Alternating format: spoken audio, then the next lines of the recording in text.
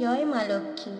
শুভ্র বসন পদ্মে আসিনা, হাতে ধন শস্যের বৃষ্টি নিয়ে যিনি আসেন তিনি মা লক্ষ্মী। কিন্তু আমরা লক্ষ্মী পুজো করি কেন? শুধু ধনের জন্য, নাকি এর পিছনে আছে আরো গভীর কোনো তাৎপর্য? আজ আমরা জানব লক্ষ্মী পুজো করলে কি হয়, শাস্ত্র কি বলে, ইতিহাস কি বলে এবং বাস্তব জীবনে এই পুজোর ফল কি হতে পারে। লক্ষ্মী দেবী হলেন হিন্দু ধর্মের সমৃদ্ধি, সৌভাগ্য, শান্তি ও পূর্ণতার দেবী।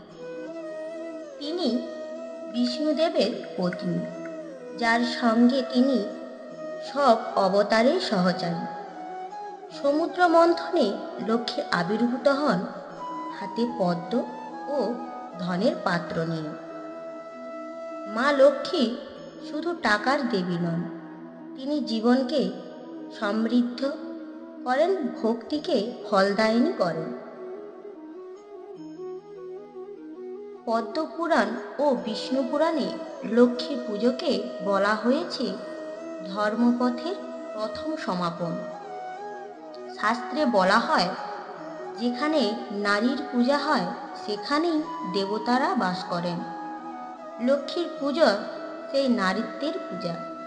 মা লক্ষ্মীকে যারা স্নেহ, সম্মান ও সুচিতায় পূজা করেন তাদের ঘরে থাকে শান্তি ও স্থায়ী ধন। যারা পরিশ্রম করে এবং ভক্তি ভরে মা লক্ষ্মীর পুজো করে তাদের জীবনে অপ্রত্যাশিত সাফল্য আসে।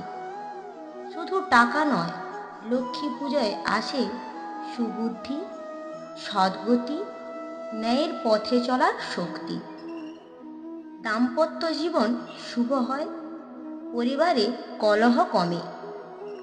শ্রী বিষ্ণুর কৃপা পান যারা মা লক্ষ্মীকে ভক্তি সহকারে পূজা করেন। ভগীরথী গঙ্গার স্রোতে সামনে সামনে চলে যেতে থাকে। বহু পথ পেরিয়ে, বহু বাধা অতিক্রম করে গঙ্গা পৌঁছায় সেই স্থানে যেখানে ভস্মীভূত 60,000 পূর্বপুরুষ পড়েছিলেন। গঙ্গার জল তাদের অস্থি ছুঁইতেই তারা মুক্তি পান, মোক্ষ লাভ করেন। অনেকে বলেন লক্ষ্মী পুজো করেও ধন এলো না, কিন্তু লক্ষ্মী শুধু টাকা নয়, তিনি জীবনকে পূর্ণ করেন।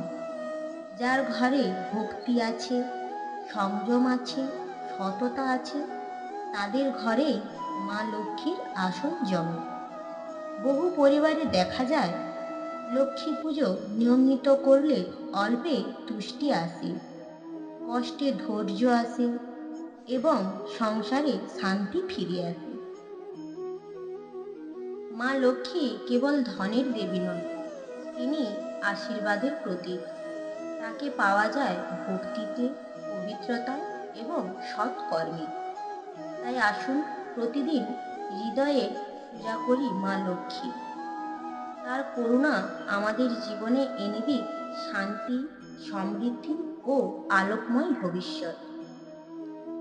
আপনি যদি লক্ষ্মী পুজোর মাহাত্ম্য বিশ্বাস করেন তাহলে এই ভিডিওটিতে একটি লাইক, কমেন্ট, শেয়ার করতে ভুলবেন না।